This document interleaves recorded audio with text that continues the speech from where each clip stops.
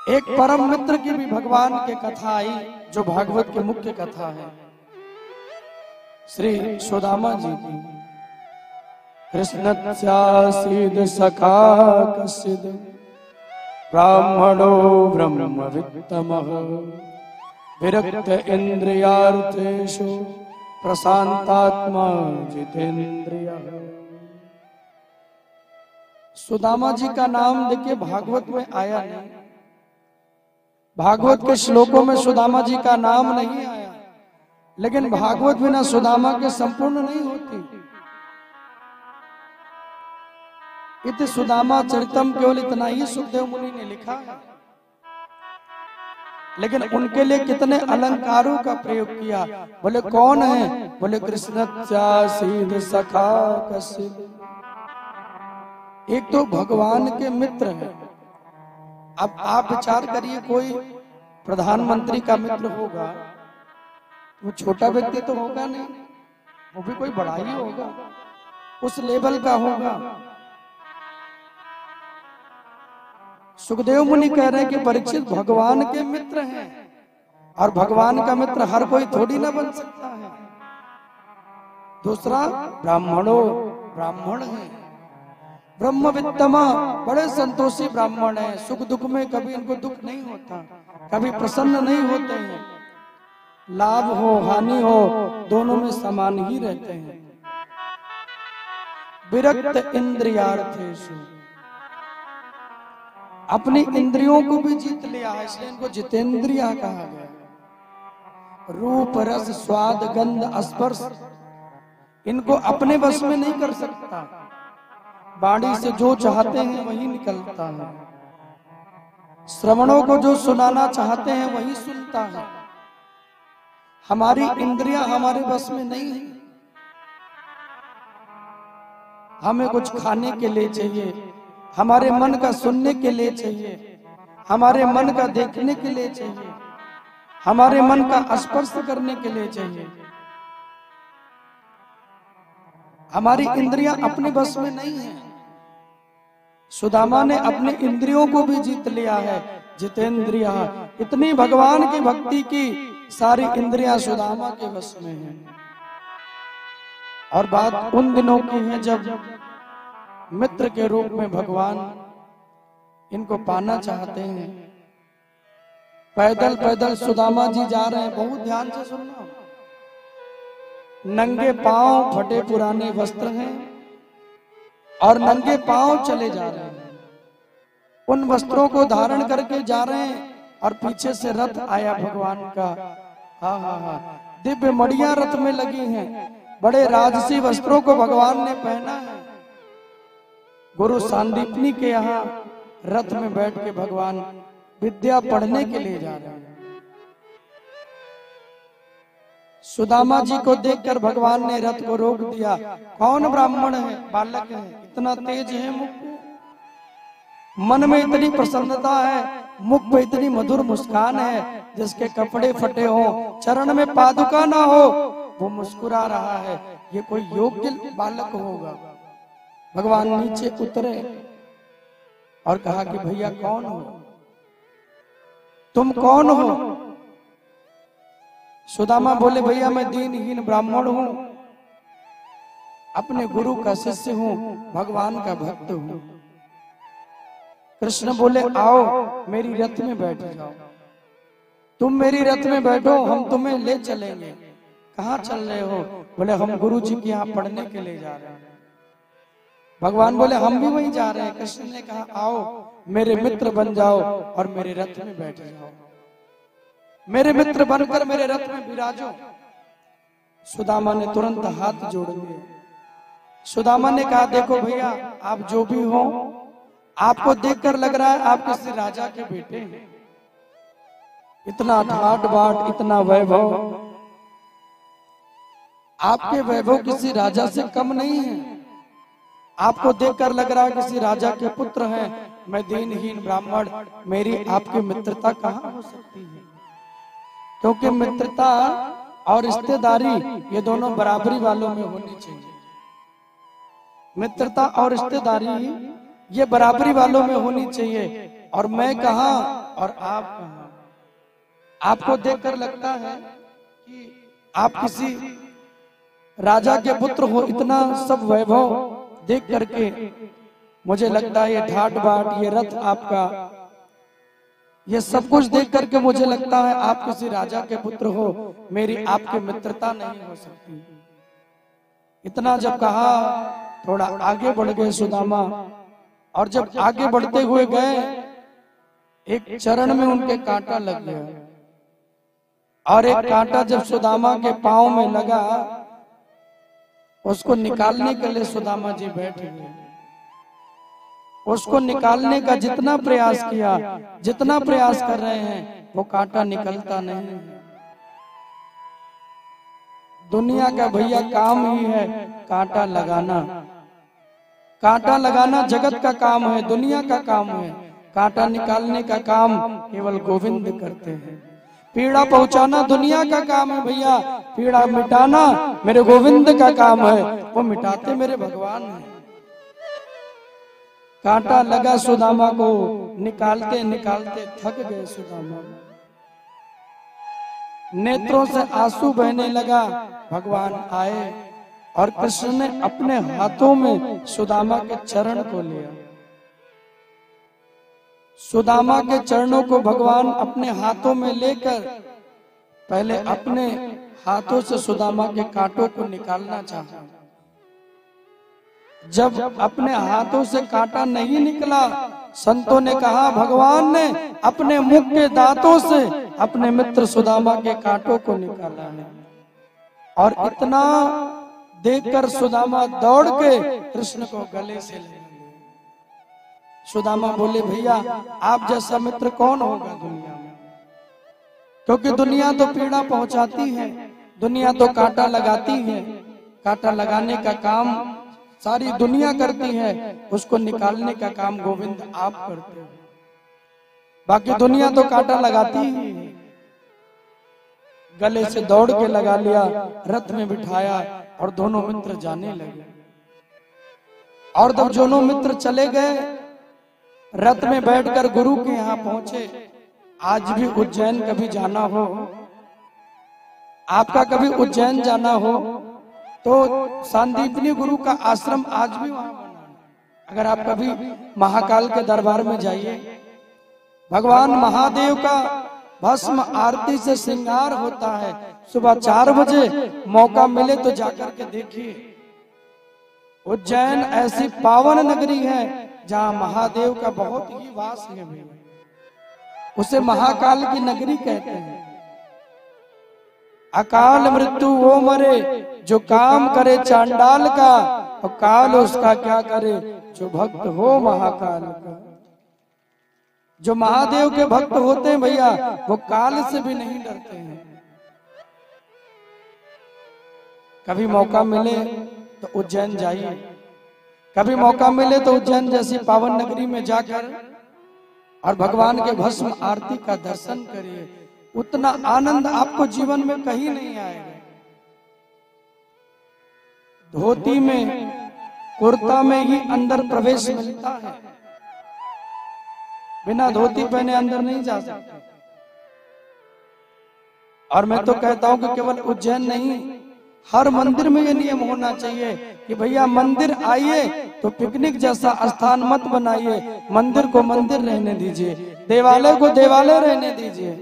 हमारे जितने धार्मिक स्थल हैं वहां पे कितने कितने लोग चले आते हैं पिकनिक मनाने के लिए। कोई कैसे भी कपड़े पहन के घूम रहा है, कोई कैसे भी वहां पे नाच रहा है। देवालय को देवालय रहने दीजिए, धर्म रहने दीजिए। उत्तराखंड की त्रासदी को भूलिए मत। लोगों ने वहां जाके पिकनिक स्थल बना दिया। देखिए भगवान ने कितना बार वहां क्या किया। देवालय में आप देव स्थानीयों से रहने दीजिए। गुरुदेव भगवान कहते हैं कि उस विद्या के मंदिर में पहुंचकर सुदामा कृष्ण दोनों पढ़ने लगे। और जब दोनों मित्र पढ़ते हैं तो धीरे धीरे अल्पकाल विद्या सब पाई। भगवान ने कुछ ही दिनों में सारी विद्याओं में निपुणता कर ली। कुछ मिलता है तो सुदामा को दे देते हैं, पहनने के लिए मिला तो उन्हें दे दिया, भोजन करने के लिए मिला पहले उन्हें दे देते हैं, बाद में खुद खाते हैं। पहले भगवान उन्हें दिला देते हैं। एक दिन गुरु माँ ने पाठ याद करने के लिए दिया और सब बच्चों को कहा कि पाठ याद करके सुनाइए। जितने लोग वहां थे सबने सुनाया, जितने लोग थे सबने पाठ याद करके सुनाया, लेकिन सुदामा जी नहीं सुना पाए। और जब सुदामा जी नहीं सुना पाए तो गुरु माँ ने उनको सजा दी, बोले जाओ और जंगल में लकड़ियां तोड़ के लाओ, जंगलों में जाके लकड़ियां तोड़ के लाओ। सुदामा जी नेत्र भर के आंसू में जाने लगे और बार बार मुड़ के कृष्ण की ओर देखते हैं, बार बार मुड़ के भगवान की ओर देखते हैं। मित्र, क्या तुम नहीं चलोगे? मैं क्या अकेला जाऊंगा? आप भी तो मेरे संग चलिए, आप अकेले मत जाने दीजिए मुझे, मैं भी आपको लेके जाना चाहता हूं प्रभु, आप मुझे भी संग लेके चलिए। भगवान बोले आप चिंता मत करिए, आप चलिए, मैं पीछे से आ रहा हूं, आप चलिए। और गुरु माँ ने कृष्ण से पूछा, कृष्ण तुम्हें तो याद होगा, तुम तो सुनाओ।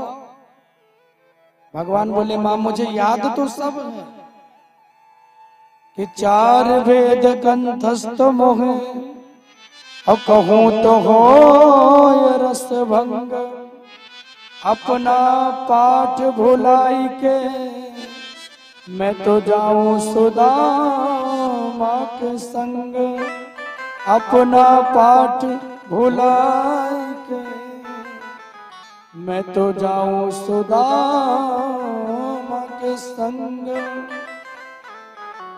भगवान बोले माँ मुझे याद तो सब है, मेरी वाणी से वेद निकलता है, मैं कुछ भूलता नहीं हूं, मुझे सब याद है, लेकिन मित्र की मित्रता को कैसे निभाऊंगा, इसलिए मुझे क्षमा करें, मुझे भी वही दंड देना जो सुदामा को दिया है। और दोनों मित्र चल पड़े। गुरु माँ ने कहा धन्य हो कृष्ण, तुम धन्य हो और तुम्हारी मित्रता धन्य है। एक मुट्ठी चने माँ ने दे दी, बोले भूख लगेगी तो दोनों मित्र खा लेंगे। चने को लेके चले, सुदामा जी को भूख ज्यादा लगती है। भगवान लकड़ियां तोड़ने लगे, ऊपर से सुदामा लकड़ियों को इकट्ठा किए। बारिश का महीना, पानी गिरने लगा, हवाएं चलने लगी। सुदामा उसे पेड़ के किनारे छिप गए और सुदामा को भूख लगी तो उस चने को निकाल के खाने लगे। सोचा अपने हिस्से का खा लूं, कृष्ण आएंगे तो उनका वाला उन्हें दे दूंगा। लेकिन जब अपने बट के खाए ना, देखिए भूख लगी हो तो कम भोजन भूख को मिटा नहीं सकता, कम भोजन आपकी भूख को और बढ़ा देता है। थोड़े से चने खाए, भूख और बढ़ गई। कृष्ण के हिस्से के चने भी सुदामा जी खाने लगे और जब कट कट की आवाज आने लगी, भगवान ने पूछा, भगवान बोले भैया ये किस चीज की आवाज आ रही है? कहीं गुरु माँ ने जो चने दिए वो तो नहीं खा रहे हो? सुदामा ने कहा नहीं प्रभु, अरे मैं चने नहीं खा रहा हूँ, ठंडी के मारे मेरे दांत किटकिटा रहे हैं, ठंड बहुत तेज लग रही है ना, इसलिए दांत बोल रहे हैं, मैं चने नहीं खा रहा। प्रभु नीचे आए और जब लौटने लगे, भगवान ने कहा भैया गुरु माँ ने जो चने दिए, लाओ वो चने थोड़ा मुझे भी खिलाओ। मित्र बड़ी भूख लग गई है लौटते हुए, थोड़ा चना मुझे भी दो। अब सुदामा क्या करें, चने तो है नहीं, इस थैली में हाथ डाले, कभी उस थैली में हाथ डाले, चना हो तभी तो दे। भगवान बोले क्या हुआ? लगता है चना कहीं गिर गया। बोले हाँ हाँ कन्हैया, लगता है चना मेरी जेब से कहीं गिर गया। श्रीहीन होने का सुदामा को श्राप मिला है। आप जीवन में, भागवत कहती है, कभी किसी का हिस्सा मत लीजिए। जबरदस्ती जो किसी के वट को, किसी के हिस्से को लेता है, उसे जीवन में दरिद्र होना पड़ता है। आपको भगवान ने जितना दिया, अपनी शुद्ध ईमानदारी के कमाई में जितना है उतने में संतोष करिए। 2 रोटी खाएंगे लेकिन नींद बड़ी शांति की आएगी। कम खा के लेटेंगे लेकिन ये डर नहीं होगा ये ना हो जाए, वो ना हो जाए, ये ना कर दें, वो ना कर दें। ईमानदारी के धन को ही ग्रहण कीजिए जीवन में। लक्ष्मी से हीन होने का श्राप मिल गया। अपने मन में प्रभु जी सोचने लगे, सुदामा अरे तुम मुझसे मांग लिए होते भैया, मैंने कभी तुम्हें मना थोड़ी किया है।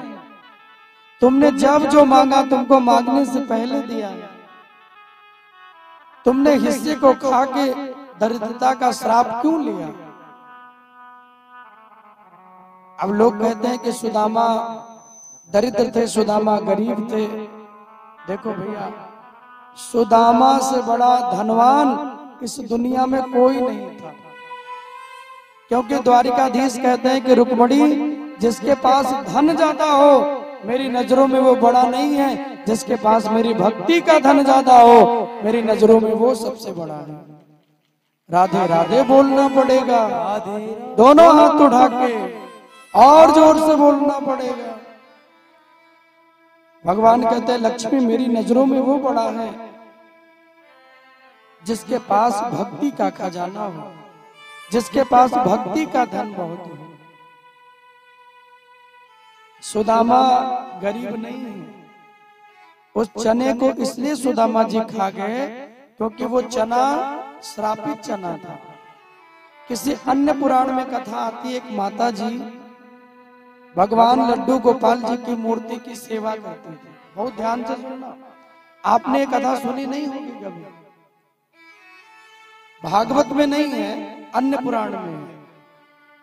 एक माता जी गोपाल जी की मूर्ति की सेवा करती थी और मांग के लाती थी, जो मिलता था कृष्ण को खिलाती थी। रोज मांगने के लिए जाए, जो मिले वो लेके आए। एक दिन मांगने के लिए गई और बहुत घरों में जाकर के मांगा लेकिन कुछ मिला नहीं।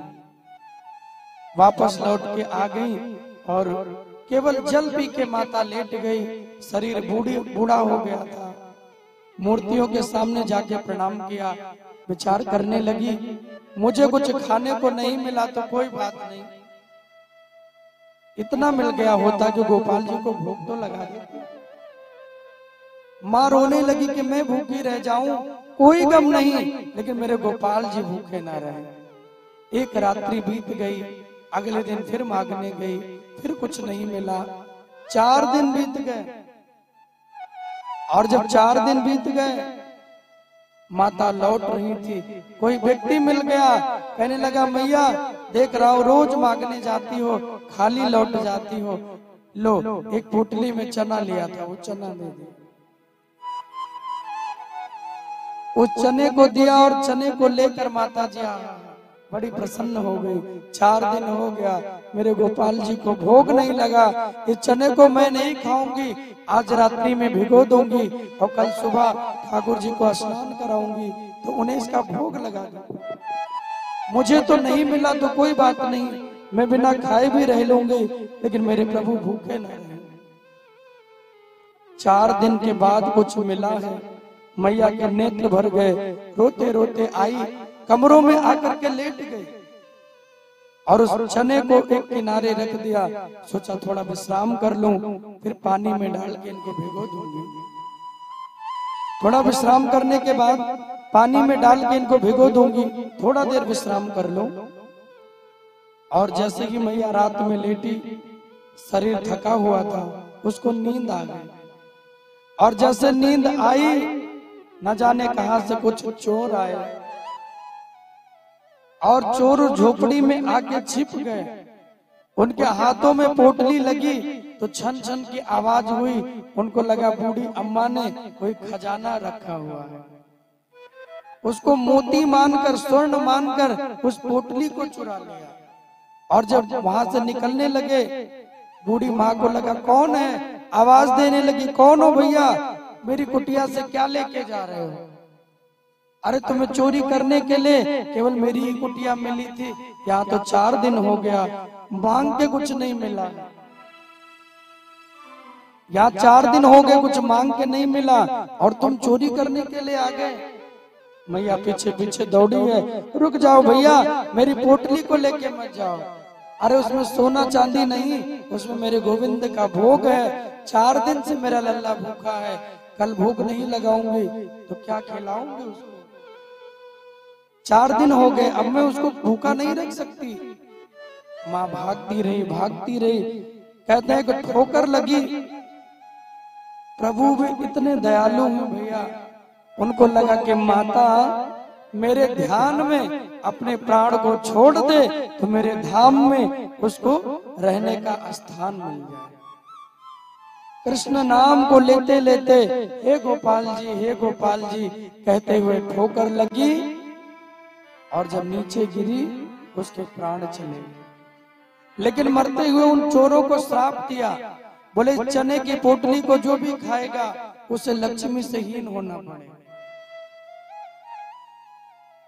जो वस्तु मेरे गोविंद के भोग के काम नहीं आई, स्वर्ण मान के तुम उसको चुराने के लिए आ गए, मैं श्राप देती हूँ मरते हुए, जो इस चने को खाएगा उसे लक्ष्मी से हीन होना पड़ेगा। और इतना कह के माँ के प्राण चले गए। और जब मैया ने अपने प्राण छोड़ दिए तो गोविंद भगवान ने कहा, मरते मरते भी भगवत नाम लेते हुए भगवान के धाम को गई। वही पोटली चोर लेके आए, रात्रि में गुरु जी के आश्रम में छिप गए।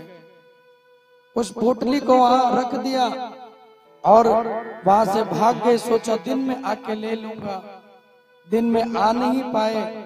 गुरु माता को वही पोटली मिली, उनको लगा गुरु जी ने रखा होगा और वही चने की श्रापित पोटली उठा के जाते हुए सुदामा और कृष्ण को दे दिया। सुदामा जी जानते हैं इस चने को जो खाएगा उसे लक्ष्मी से हीन होना पड़ेगा, इसलिए भगवान गोविंद कहते हैं भैया, सुदामा ने कृष्ण को उस चने को नहीं खाने दिया। इतने दरिद्र नहीं है सुदामा, भगवान के बट के चने खा लेंगे। श्रापित चने को सुदामा कहते हैं मैं खा लूं, मुझे दरिद्र होना पड़े कोई बात नहीं, लेकिन मेरे गोविंद जो दुनिया को देते हैं भैया, उनको दरिद्र ना होना पड़े, क्योंकि श्राप तो भगवान को भी लगता है। राधे राधे बोलना पड़ेगा, जोर से बोलना पड़ेगा। इसलिए इतने भक्त वत्सल हैं, उस चने में से भगवान को कुछ नहीं दिया, उस चने को पा गए। गुरुदेव भगवान बोले, जाते हुए भगवान ने कहा, मित्र जिस दिन मेरे द्वार पे आओगे तुम्हें इतना धनवान बना दूंगा, इतना धनवान बनाऊंगा, तुमसे धनवान दुनिया में कोई नहीं होगा। आज अलग हो गए दोनों मित्र। सुदामा अपने गांव में आ गए, भगवान द्वारिका के राजा बन गए, रुक्मणी आदि रानियां हो गई। और एक दिन इंतजार करते करते भगवान थक गए, सुदामा नहीं गए। पत्नी बार बार कहती रही, सुदामा ने कहा कि मांगने नहीं जाऊंगा। जिस दिन मित्र से मिलने के लिए कहोगी देवी, उस दिन चला जाऊंगा, लेकिन मांगने नहीं जाऊंगा। आज भगवान द्वारिकाधीश का दरबार लगा था, साधु बन के भगवान द्वार पे पहुंचे। सुशीला भिक्षा देने के लिए आई, कहने लगी महाराज आपको देने के लिए कुछ भी नहीं है, मैं आपको देना तो चाहती हूँ लेकिन आपको देने के लिए कुछ नहीं है, मैं क्या दूं आपको? मेरी गरीबी, मेरी दरिद्रता को कोई लेना नहीं चाहता, और इस गरीबी के अलावा मेरे पास कुछ भी नहीं है। भगवान बोले, लाओ देवी, जो कोई नहीं लेता है वही मैं लेने आया हूँ, लाओ अपनी गरीबी मुझे दे दो। और आंचल से मानो सुशीला की गरीबी को भगवान ने ले लिया। और जाते जाते गोविंद ने इतना ही कहा कि देवी तुम्हारे जो पति हैं सुदामा, वो कृष्ण के बहुत बड़े वाले मित्र हैं और कृष्ण आजकल द्वारिका के राजा हो गए हैं। एक बार इनको द्वारिका नगरी में भेज दो, सिर्फ एक बार द्वारिका में आएंगे, द्वारिकाधीश के दरबार में जो आया है वो खाली नहीं गया। प्रणाम करके सुशीला चली गई। सुदामा जी से कहने लगी, अपने मित्र से कभी मिलने के लिए नहीं गए? सुदामा कहने लगे, देवी अब वो कहाँ रहता मुझे इतना भी पता नहीं है। पहले मथुरा में रहता था, अब कहाँ रहता है मैं जानता ही नहीं। देवी ने कहा कि मैं जानती हूँ। कहाँ रहते हैं? बोले आजकल वो द्वारिका के राजा हो गए हैं। एक बार जाओ, मांगो मत, उनसे मिलके तो आओ, मित्र से मिलने तो जाना चाहिए। सुदामा कहने लगे, देवी भगवान के द्वार, मित्र के यहाँ, बेटी के यहाँ कभी खाली हाथ नहीं जाते हैं। मित्र के यहाँ इतने दिन के बाद जा रहा हूँ, अगर मित्र ने पूछ लिया कि मेरी भाभी ने क्या दिया है, क्या कहूंगा उनको? अगर मित्र ने पूछा कि क्या दिया है तो क्या कहूंगा? सुशीला ने कहा, मैं व्यवस्था करती हूँ, 3 घरों से 3 मुट्ठी चावल लेके आई और टूटे फूटे चावलों को लाकर एक पोटली बांधकर सुदामा को दे दिया। बोले लेके जाओ, मेरे देवर जी मांगे तो उनको दे देना और उनसे एक बात कह देना कि 1 मास 2 पक्ष में 2 एकादशी हो, हमरे घर गोपाल जो नित्य एकादशी हो, हमरे घर गोपाल जो नित्य एकादशी हो। एक बात कह देना, 1 महीने में 2 व्रत करते हैं लोग, 1 महीने में 2 एकादशी आती है, लेकिन कह देना मेरे देवर जी मिलेंगे तो कि उनकी बड़ी कृपा है। हमारे यहाँ 2 नहीं, हमारे यहाँ पूरा महीना ही एकादशी का व्रत होता है। सुशीला ने मानो भगवान को ताना मारा, सुदामा जी को हंसी आ गई।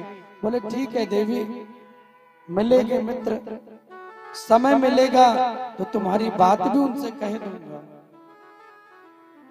अगर समय मिल गया तो तुम्हारी बात भी उनको बता दूंगा। पोटली लाके सुदामा को दिया और सुदामा जी चल पड़े। आइए भगवान द्वारिकाधीश का पहले दरबार देखेंगे। विराजे हैं भगवान द्वारिकाधीश, फिर सुदामा जी उनसे मिलने के लिए जा रहे हैं। आप सब लोग दिव्य झांकी का दर्शन करते हुए आनंद लीजिएगा। सुदामा जी के सुंदर भाव को हम सब प्रणाम करेंगे। बोले द्वारिकाधीश भगवान की जय हो।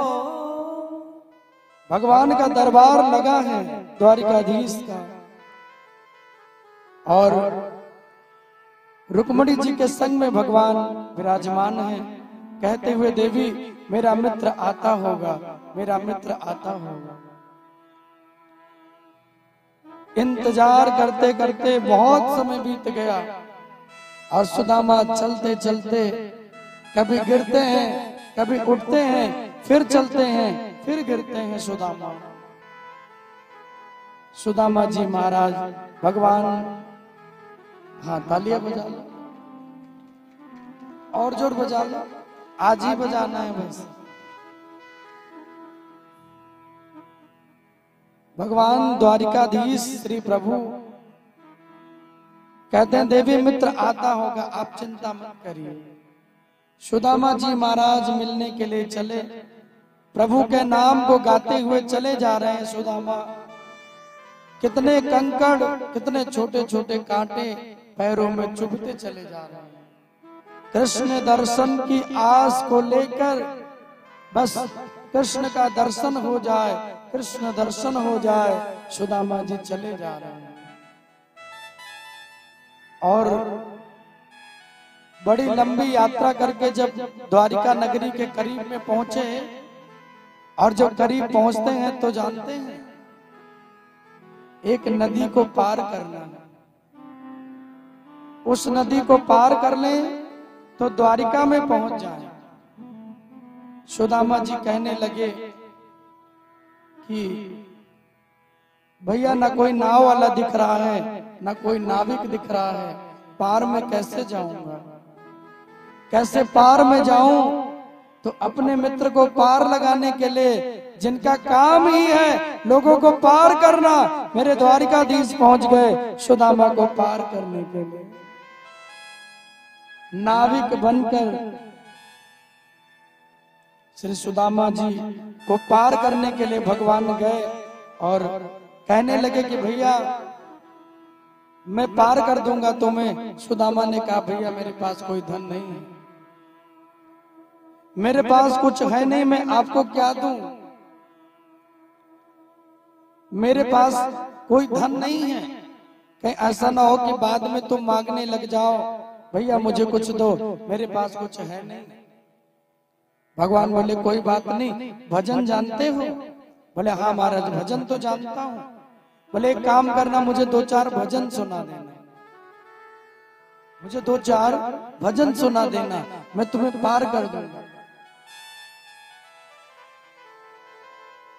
कि पाप पुण्य सब तेरे अर्पण, मेरा कोट सहित मन तेरे अर्पण। सांवरिया मैं तेरी रागिनी, सांवरिया मैं तेरी रागिनी, तू कर दे बेड़ा पार, संवरिया ले चल परली पार, कन्हैया ले चल परली पार।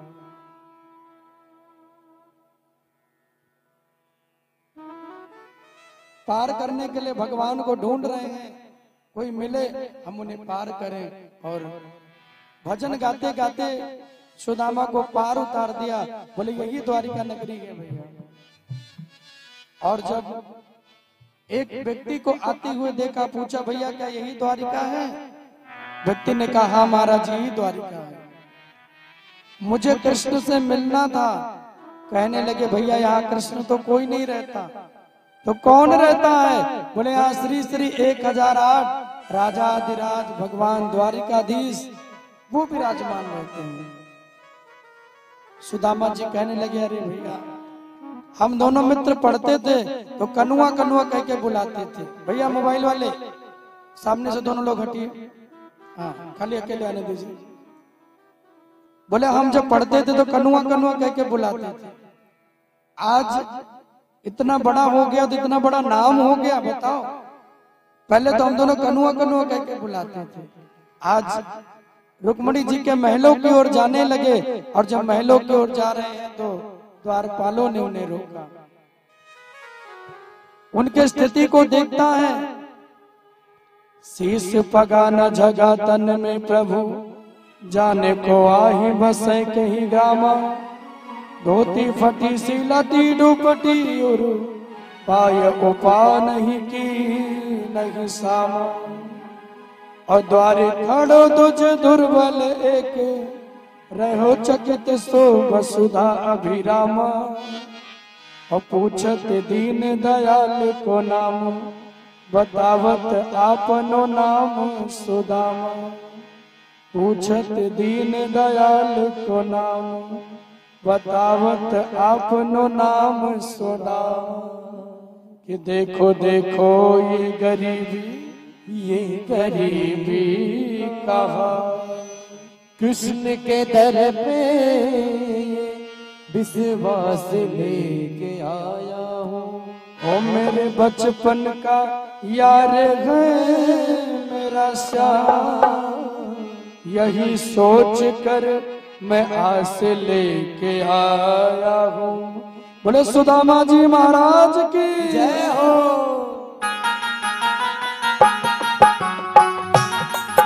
और तालियां बजाते हुए जितने लोग भाव से,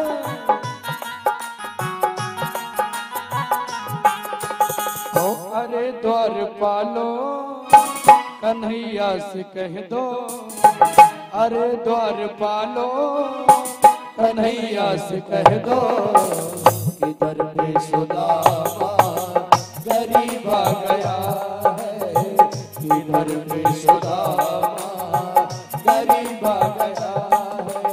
ओ भटकते भटकते न जाने कहाँ से, भटकते भटकते न जाने कहाँ से, तुम्हारे महल के करीब आ गया है, तुम्हारे महल के करीब आ गया है। ओ अरे द्वारपालो कन्हैया से कह दो, अरे द्वारपालो कन्हैया से कह दो, इधर पे सुदामा गरीब आ गया है, इधर पे सुदामा गरीब आ गया है। और दोनों हाथ उठा करके तालियां बजाते हुए भाव से गाएंगे।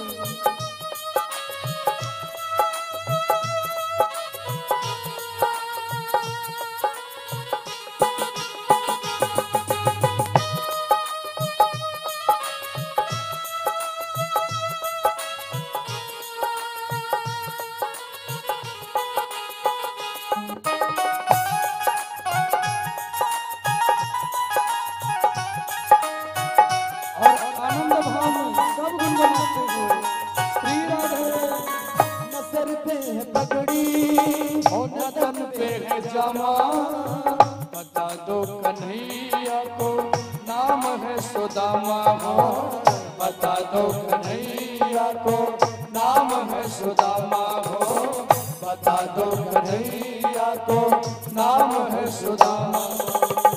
न सर पे है पगड़ी न तन पे है जामा, बता दो कन्हैया को नाम है सुदामा हो, न सर पे है पगड़ी न तन पे है जामा, बता दो कन्हैया को नाम है सुदामा हो, बता दो कन्हैया को नाम है सुदामा।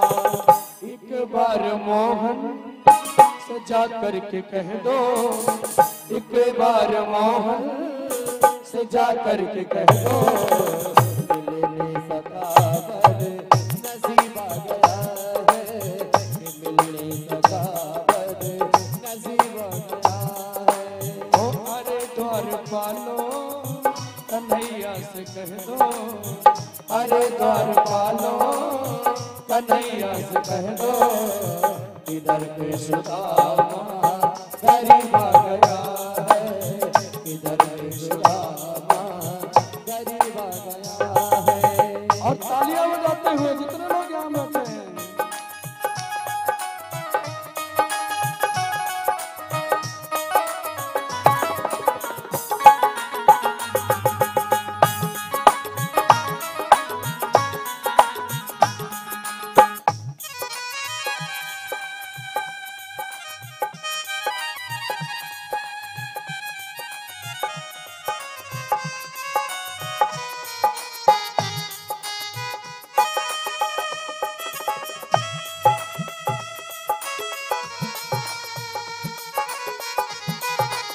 और आनंद में सब लोग झूमते रहिएगा भाव से।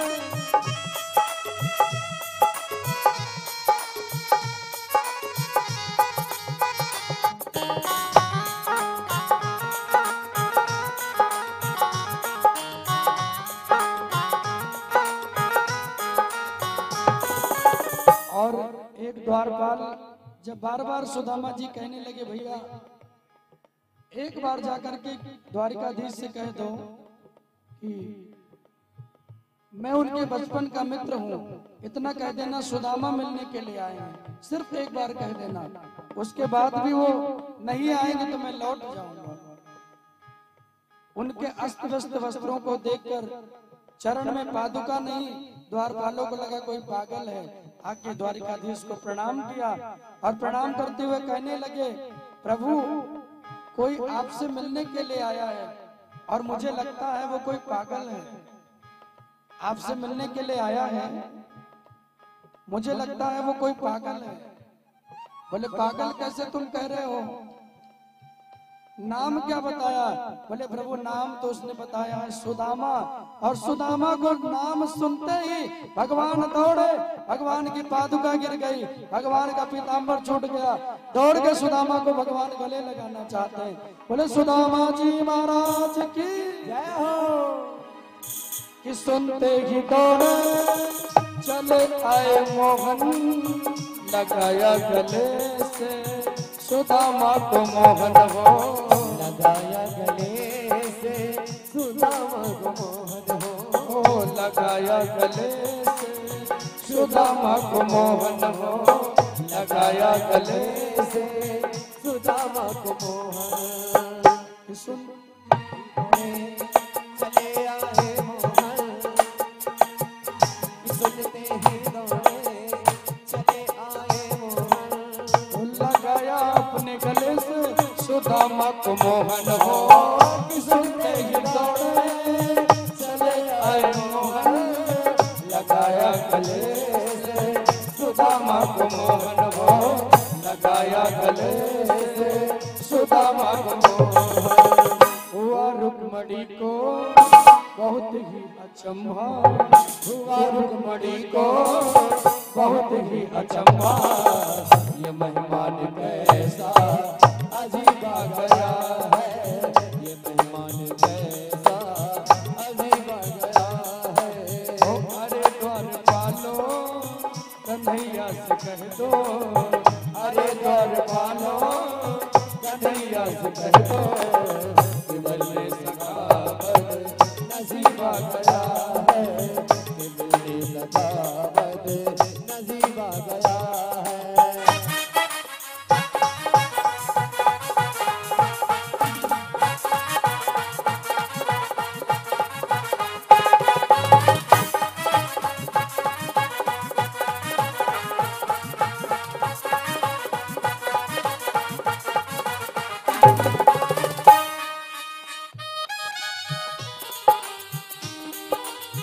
और जोरदार तालियां एक बार बजाइएगा भाव से।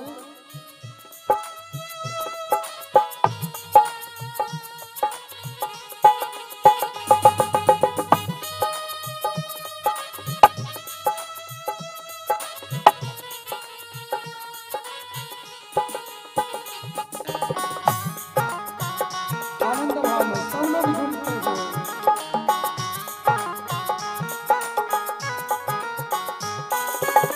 बराबर पे अपने सुदामा बिठाए, चरण आंसुओं से श्याम ने धुलाए हो, चरण आंसुओं से श्याम ने धुलाए।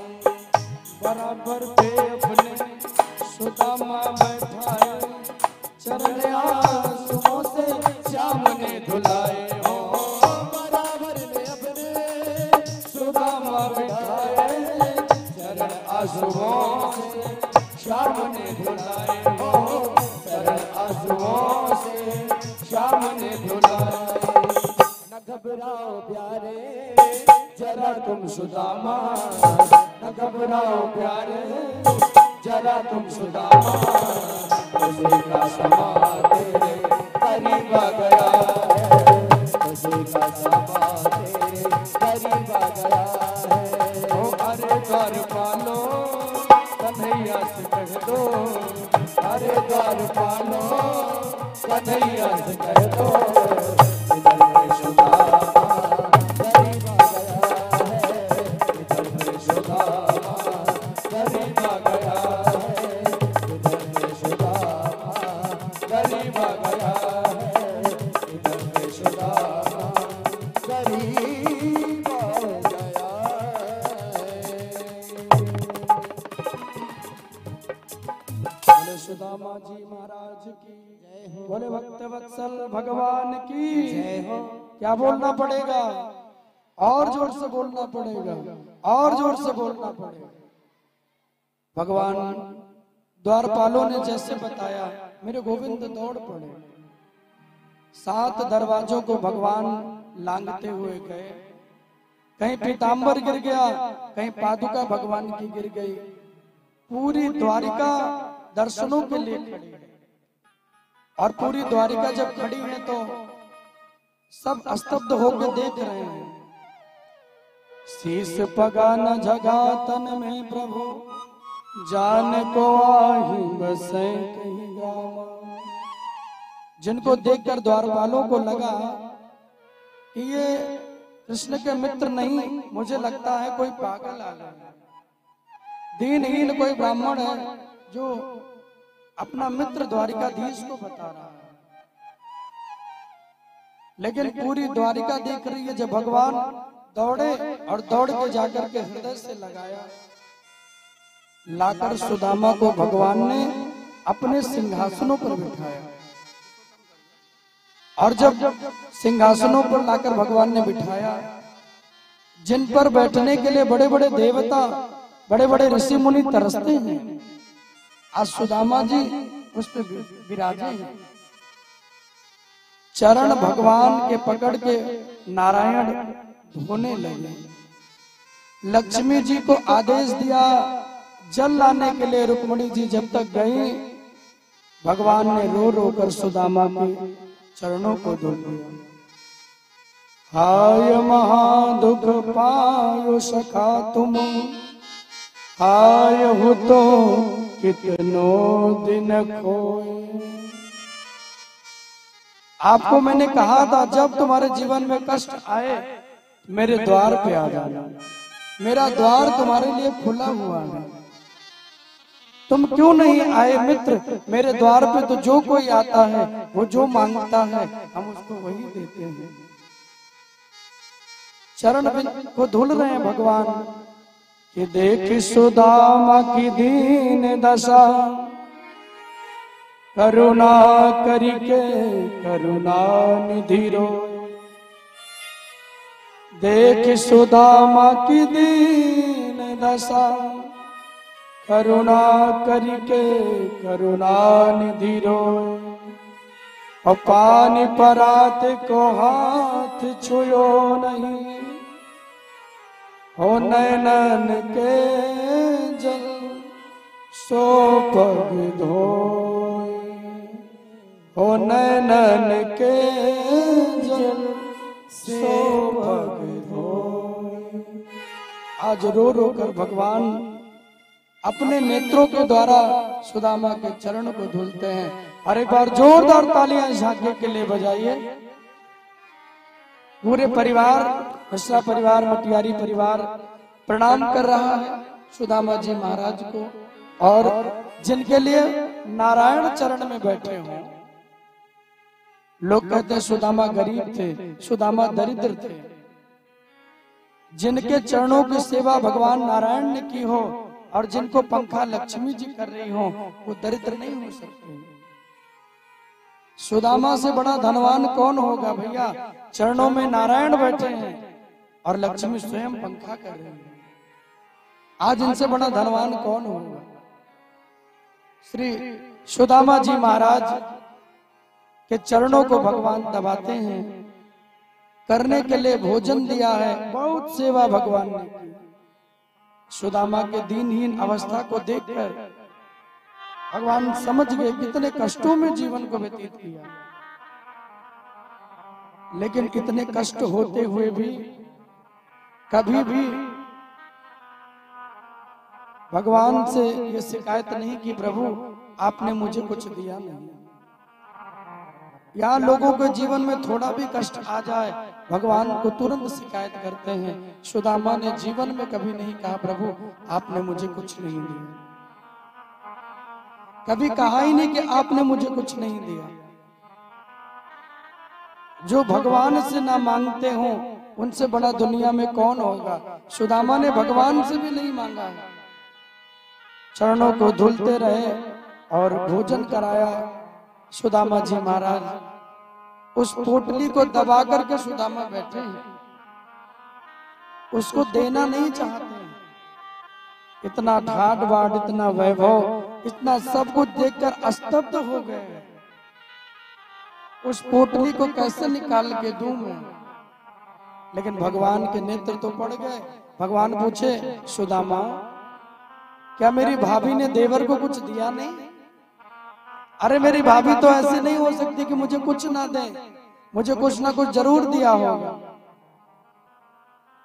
सुदामा कहने लगे भैया देना तो तुम्हें बहुत कुछ चाहती थी, लेकिन निकलते हुए बस एक ही बात कहा है, मेरे देवर जी मिले तो उनसे कह देना हमारे यहाँ पूरा महीना व्रत में ही गुजर जाता है, ये मेरे कृष्ण की बड़ी कृपा है। और जोरदार तालियां बजाइए। इतना कह देना कि मेरा पूरा महीना सेवा में ही गुजर जाता है। भगवान बोले ना ना, मेरी भाभी बहुत अच्छी है, सुदामा वो तुमको खाली हाथ भेज दे तो हो ही नहीं सकता है।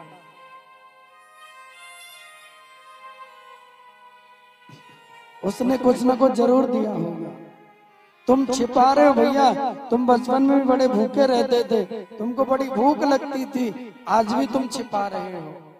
और उस पोटली पे भगवान की नजर गई, सुदामा दबा के बैठे हैं, देना नहीं चाहते हैं, असहज महसूस कर रहे हैं, लेकिन भगवान ने उस पोटली को खींच लिया।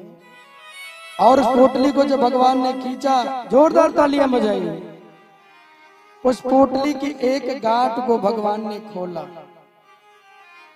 और एक गांठ खोलकर मानो सुदामा के जीवन के कष्टों की गांठ को भगवान ने खोल दिया। एक मुट्ठी चावल लिया और उस चावलों को लेकर भगवान गोविंद ने भोग लगा दिया और एक मुट्ठी खाकर एक लोक की सुदामा को संपत्ति प्रदान कर दी। दूसरी मुट्ठी खाए भगवान, 2 लोक की संपत्ति प्रदान कर दी। देखो आप लोग कितना बढ़िया साल में हाथ डाल के बैठे हो ना, है? और क्या पीछे वाली माताएं अभी भी कह रही है ना महाराज, तुम जब तक जाओगे नहीं हम नहीं बजाएंगे। अरे ये भाव है भैया, सुदामा के लिए जो तालियां भी बजा देगा मेरे द्वारिकाधीश प्रसन्न हो जाते हैं। राधे राधे बोलना पड़ेगा और जोर से बोलना पड़ेगा। पोटली को खोलकर 2 मुट्ठी खाई, तीसरा खाने के लिए चले तो रुक्मणी जी ने हाथ पकड़ लिया। रुक्मणी ने कहा प्रभु क्या सब इनको ही दे दोगे, हम और आप कहाँ रहेंगे, आपने 2 लोग की संपत्ति दे दी है, ये मुझको दे दीजिए। और तीसरी मुट्ठी भगवान ने रुक्मणी जी को पकड़ाया। उस चावलों को रुक्मणी आदि रानियों ने आपस में वितरित करके खा लिया।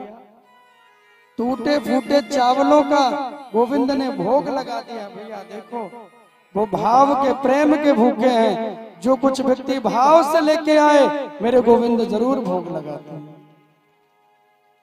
भाव का भूखा हूं मैं और भाव ही मेरा सार है, कोई भाव से भज ले मुझे उसका भाव से बेड़ा पार है। भगवान तो भैया भाव के भूखे हैं। भाव बिन सुनी पुकारे मैं कभी सुनता नहीं, भाव से कोई पुष्प दे दे वो मुझे स्वीकार है। तो आप भी सुदामा जी को प्रणाम कर सकते हैं, जिनका भी भाव होगा वो प्रणाम कर लेंगे। और सुदामा जी को प्रणाम करने से, सुदामा को अन्न धन देने से हमारे जीवन में अन्न धन वैभव बढ़ता है। चावलों का दान सुदामा को किया जाता है। तो आप जिनका भी भाव बनेगा श्री सुदामा जी के लिए आप सभी एक एक करके आराम से आते हुए और प्रणाम करते हुए अपना अपना भाव अर्पण करते हुए और फिर सभी जा जाके अपने स्थान पर विराजमान हो। सुदामा के चरण में भगवान बैठे हैं। जितने देवता ऋषि मुनि सब देख रहे हैं, चिंतित हो रहे हैं, कैसा भक्त भगवान का है बोलो। अरे कितना भक्ति की होगी भैया, कितना नाम लिया होगा, कितने नाम को जपा होगा, तो आज नारायण चरण में बैठे और सब देवता ऋषि मुनि देख करके निहाल हो रहे हैं। और पूरी द्वारिका तो वहां खड़ी ही है, सब लोग प्रणाम कर रहे हैं। आप भी यहाँ बैठे बैठे प्रणाम करिएगा, सब लोग मिलके गाइएगा। हो मेरे सिर पर रख दो बाबा हो अपने ये दोनों हाथ, अरे देना हो तो दीजियो जन्म जन्म का साथ, देना हो तो दीजिए जन्म जन्म का साथ। अरे देना हो तो दीजिए जन्म जन्म का साथ। देना हो तो दीजिए जन्म जन्म का साथ। ओ मेरे सर पर रख दो बाबा, मेरे सिर पर रख दो बाबा, ओ मेरे सिर पर रख दो बाबा, मेरे सिर पर रख दो बाबा। ओ अपने ये दोनों हाथ। देना हो तो दीजिए जन्म जन्म का साथ। अरे देना हो तो दीजिए जन्म जन्म का साथ। देना हो तो दीजिए जन्म जन्म का साथ। और आनंद भाव में झूमते हुए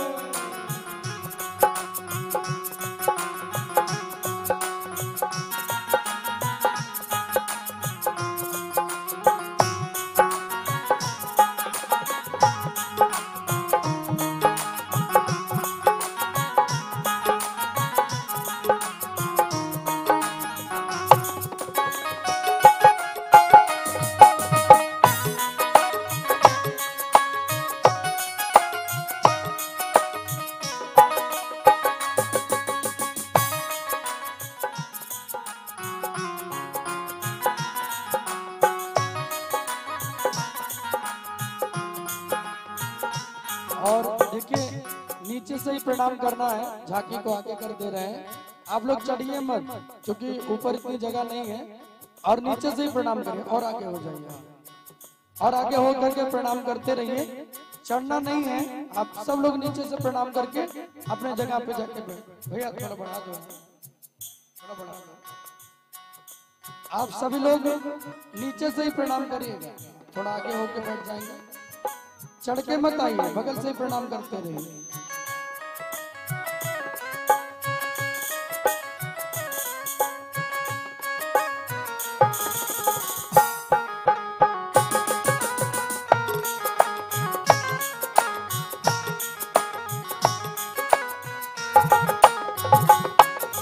श्याम तेरे चरणों की धूली धन दौलत से महंगी है।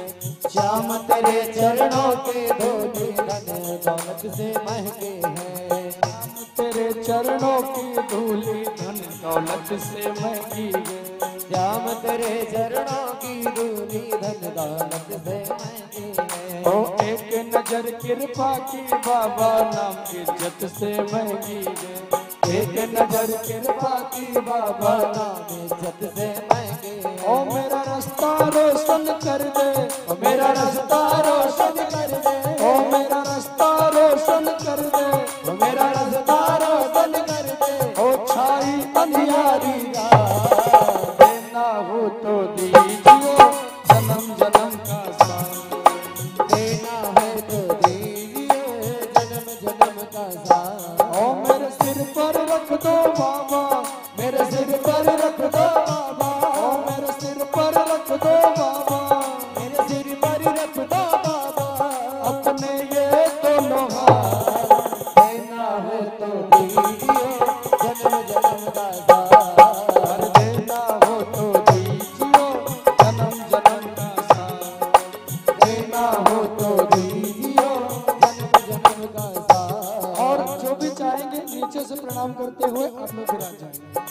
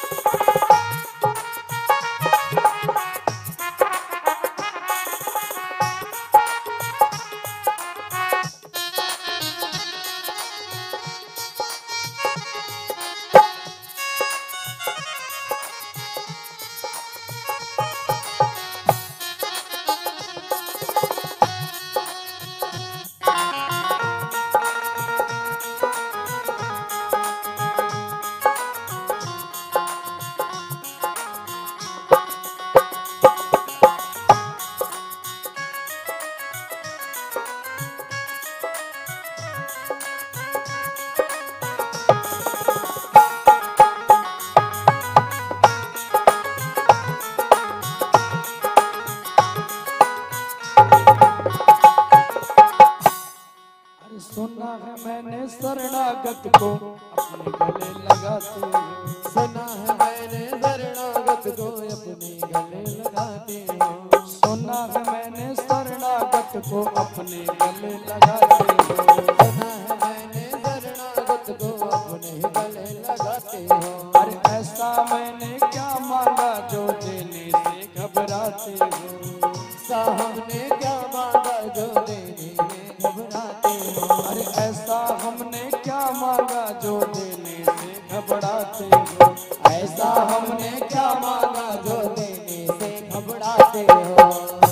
ओ मेरा रास्ता रोशन कर दे, मेरा रास्ता रोशन कर दे। ओ मेरे जीवन में अब कर दे, मेरा जीवन अब तू कर दे। ओ तू खुशियों की बरसात देना हो तो दीजिए जन्म जन्म का साथ। देना हो तो दीजियो जन्म जन्म का साथ।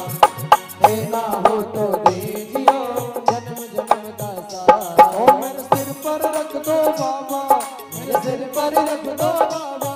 मेरे सिर पर रख दो बाबा, मेरे सिर पर रख दो बाबा। ओ अपने ये दोनों हाथ।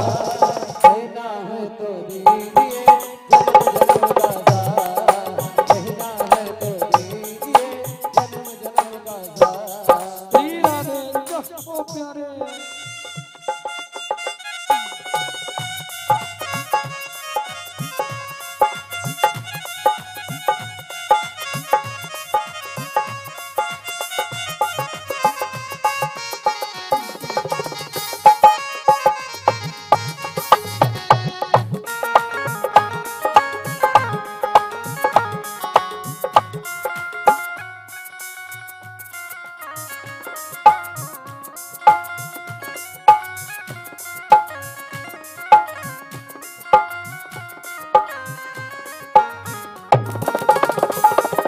और आनंद भाव में जहो प्यारे राधे।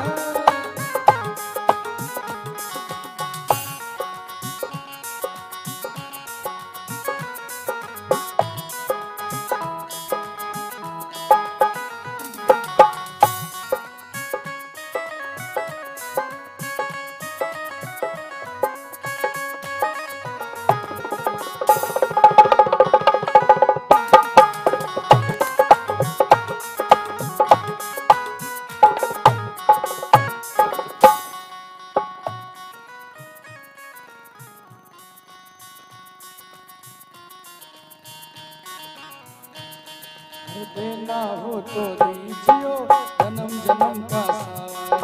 देना हो तो दीजिए जन्म जन्म का साथ। ओ मेरे सिर पर रख दो बाबा, मेरे सिर पर रख दो बाबा। मेरे सिर पर रख दो बाबा, मेरे सिर पर रख दो बाबा। ओ अपने ये दोनों हाथ। देना हो तो दीजियो जन्म जन्म का साथ। देना हो तो दीजिए जन्म जन्म का साथ। देना है तो दीजिए जन्म जन्म का साथ।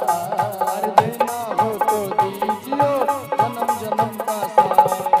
देना हो तो दीजियो जन्म जन्म का साथ। जन्म जन्म का साथ। जन्म जन्म का साथ। जन्म जन्म का साथ। जन्म जन्म का साथ। जन्म जन्म का साथ। बोले सुदामा जी महाराज की जय। बोले बाके बिहारी लाल की जय हो। क्या बोलना पड़ेगा? राधे राधे। जोर से बोलना पड़ेगा। आप सब लोग प्रणाम करें एक बार, सबके लिए जोरदार तालियां हो जाए। वो मंदिर में आने के बहाने हो गए, दीवाने हो गए, मस्ताने हो गए, दीवाने हो गए, मस्ताने हो गए। वो शाम तेरे नाम के दीवाने हो गए, शाम तेरे नाम के दीवाने हो गए, शाम तेरे नाम के दीवाने हो गए। ओ दीवाने हो गए, मस्ताने हो गए, दीवाने हो गए, मस्ताने हो गए, दीवाने हो गए, मस्ताने हो गए, दीवाने हो गए, मस्ताने हो गए। ओ शाम तेरे नाम के दीवाने हो गए, शाम तेरे नाम कन्हैया तेरे नाम के दीवाने हो गए, कन्हैया तेरे नाम के दीवाने हो गए, ओ दीवाने हो गए मस्ताने हो गए, दीवाने हो गए मस्ताने हो गए, दीवाने हो गए मस्ताने हो गए, दीवाने हो गए मस्ताने हो गए। ओ श्याम तेरे नाम के दीवाने हो गए, श्याम तेरे नाम के दीवाने हो गए। और दोनों हाथ उठा के भाव से नाचते हुए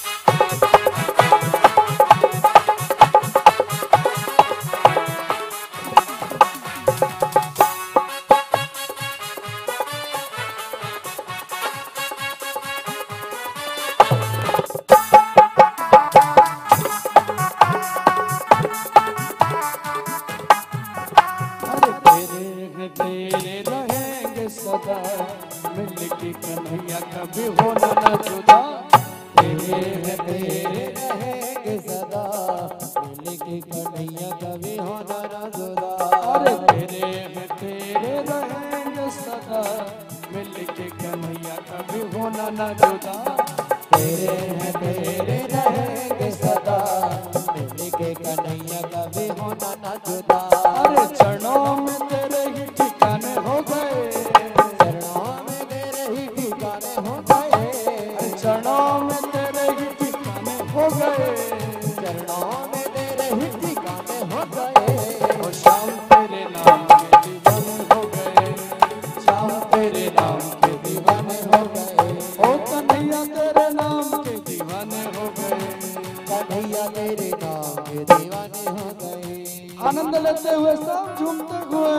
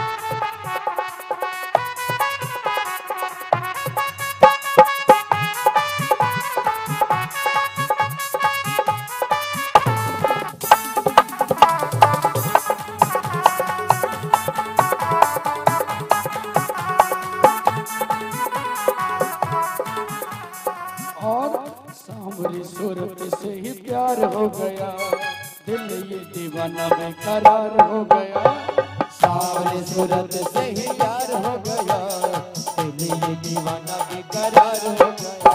अरे सांवरी सूरत से ही प्यार हो गया, दिल ये दीवाना बेकरार हो गया, सांवरी सूरत से ही प्यार हो गया, दिल ये दीवाना बेकरार हो गया। अरे सारे खजाने क्यों बेगाने हो गए, सारे खजाने क्यों बेगाने हो गए, सारे खजाने क्यों बेगाने हो गए, सारे खजाने क्यों बेगाने हो गए। श्याम तेरे नाम के दीवाने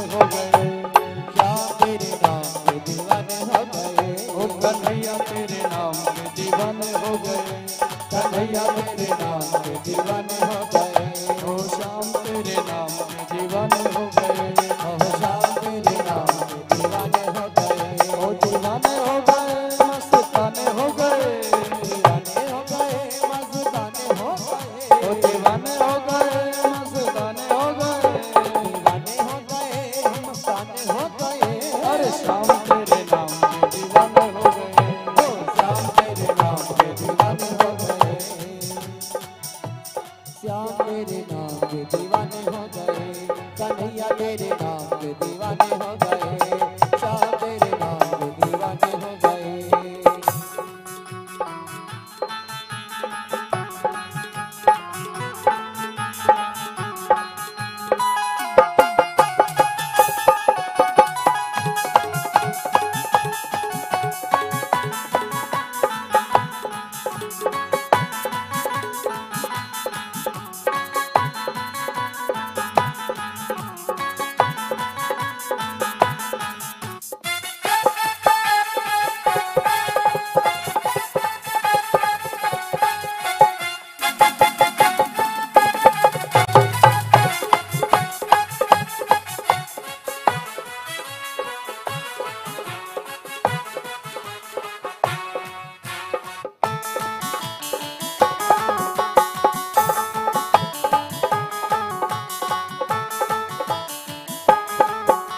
दीवाने हो गए मस्ताने हो गए, मस्ताने हो गए, दीवाने हो गए मस्ताने हो गए, दीवाने हो गए, मस्ताने हो गए।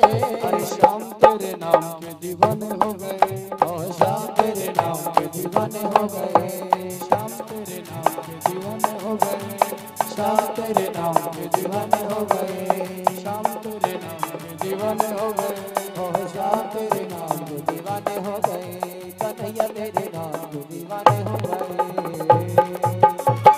बोले बांके बिहारी लाल की जय हो। बोले भक्त वत्सल भगवान की जय हो। एक बार जोरदार तालियां झांकी के लिए बजाइएगा। भगवान सुदामा जी की बड़ी सेवा की और फिर उन्हें छोड़ने के लिए जाते हैं। जिस भाव से लेके आए थे उसी भाव से सुदामा को छोड़ने के लिए भगवान जा रहे हैं। तो बहुत बहुत सुंदर आभार अभिनंदन इस पावन दृश्य को देखने के लिए जोरदार तालियों से स्वागत करिएगा भाव से। बोले सुदामा जी महाराज की जय हो। जिन्होंने भी अपना भाव सुदामा जी महाराज को थोड़ा बगल हो जाए अर्पण किया है उन सबको बहुत बहुत मैया ए माता बैठ जाओ विराजो मैया अभी फिर आनंद आएगा। हाँ।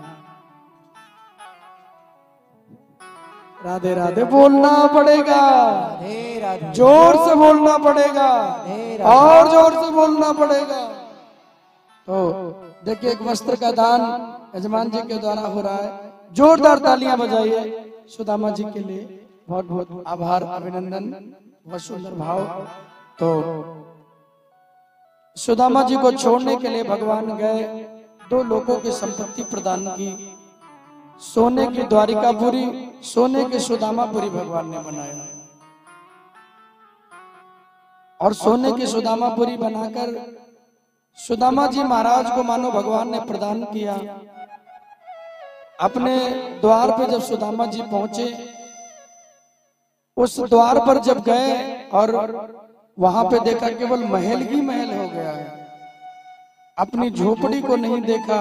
सुदामा जी डर गए। सुदामा को लगा भैया कोई आए मेरी झोपड़ी को तोड़ गए और अपना महल वहां बना लिया। उनकी पत्नी निकल के आई। बोले महाराज कहाँ लौट के जा रहे हो? पत्नी को देखा इतने सुंदर वस्त्र में सोना चांदी सब आभूषण पहने हुए। उन्होंने कहा कैसे हुआ? सुशीला ने कहा प्रभु जिनके द्वार पे गए थे उन्होंने दिया, जिनके द्वार पे आप गए उनकी कृपा से मिला है। सुदामा अपनी भक्ति में लीन रहते हुए भगवान कृष्ण के चरणों का दर्शन प्राप्त किया है। सुदामा ने धन नहीं मांगा, भक्ति मांगी है भगवान से। सुशीला को भगवान ने धन प्रदान किया और सुदामा को भगवान ने अपनी भक्ति प्रदान की है। भगवत नाम लेते हुए भगवान के धाम को पधार